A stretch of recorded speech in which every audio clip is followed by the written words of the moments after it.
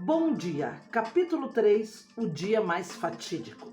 Há dias que dividem uma vida em duas, dias que não têm começo e nem fim. Eles apenas existem para cortar você ao meio, e o meu veio. Veio sem aviso. Eu havia chegado do trabalho, como sempre, cansada, com sacola com pães nas mãos. Era fim de tarde, o céu estava estranho, meio acobreado. A varanda, minha velha companheira de confissões, me chamava para olhar e eu olhei, e desejei nunca ter olhado. Lá embaixo na comunidade estavam elas, as viaturas, muitas, luzes girando, gritos abafados, homens correndo, e eu gelei.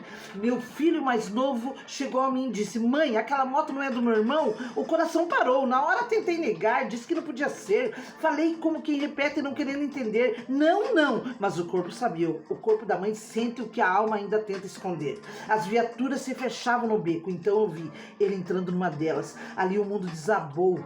O peso de todas as lutas que não impediram o que eu mais temia. O que eu mais temia me aconteceu, assim como está escrito no livro de Jó. Fiquei ali estática, o pão caiu da minha mão, a sacola rasgou, sentei no chão da varanda, me afundei em um oceano invisível. As palavras do vizinho eram ruídos distantes. As sirenes ainda gritavam, mas dentro de mim já havia silêncio. Um silêncio feito de perguntas que ninguém podia responder para mim. Como? Por quê? Onde foi que eu errei?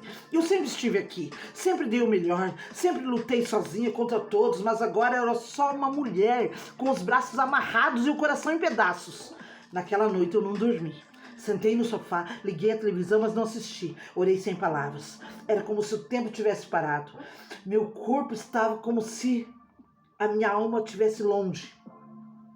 Lembrei dos aniversários, lembrei dos sorrisos, do primeiro dia de aula, dos bilhetes escritos com canetinha. Tudo tão longe agora, tudo tão pequeno diante daquela imagem. Ele é algemado, cercado por fardas. Então eu me ajoelhei. Os punhos que estavam amarrados pela vida se abriram em coração. Ali de joelhos entre o chão frio e o céu fechado, eu clamei não por justiça, mas não por vingança, mas por misericórdia. E lembrei do sonho que o Senhor tinha me dado.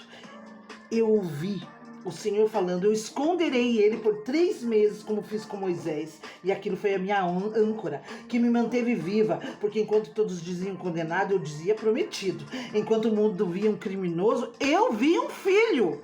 Enquanto as grades o cercavam, minhas orações o cobriam.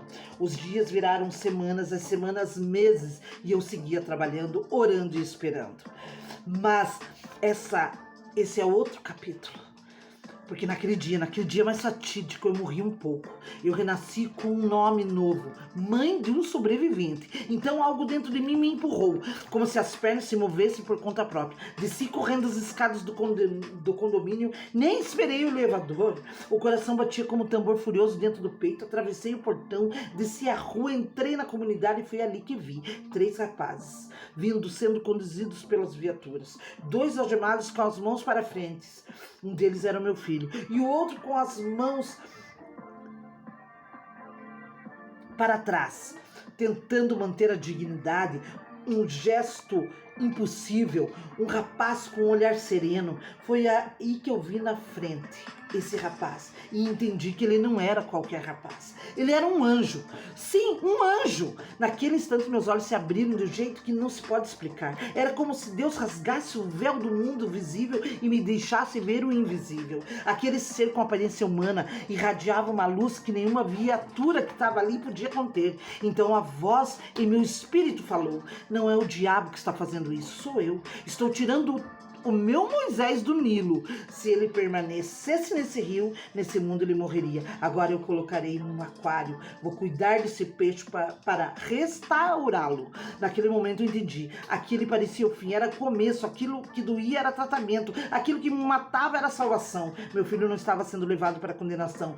Estava sendo resgatado pela sobrevivência. Porque às vezes Deus disfarça de tragédia para operar milagre. Naquele beco, entre gritos e sirenes, o céu visitou a terra. Os policiais levaram meu filho, entraram nas viaturas. O motor roncou e desapareceu na curva, mas eu não fiquei ali.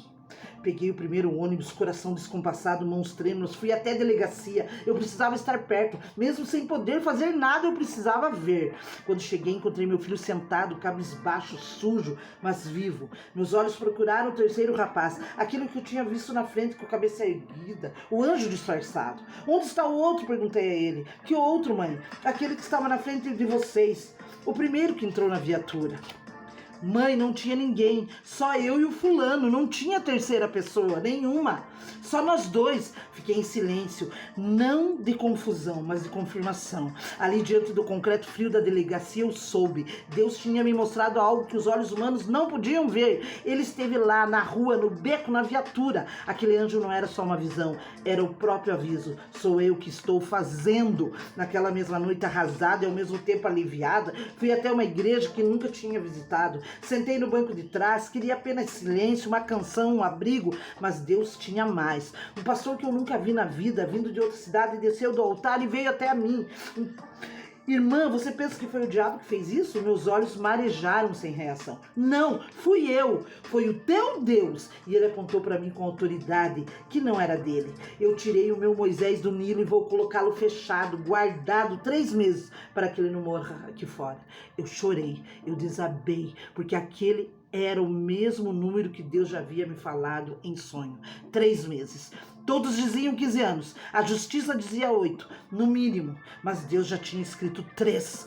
E ali começava uma guerra de fé, de resistência e de clamor. Ali nascia a certeza de que meu filho não era só um número na ficha policial. Era uma promessa. E quando o céu decide guardar, nem o inferno inteiro consegue impedir.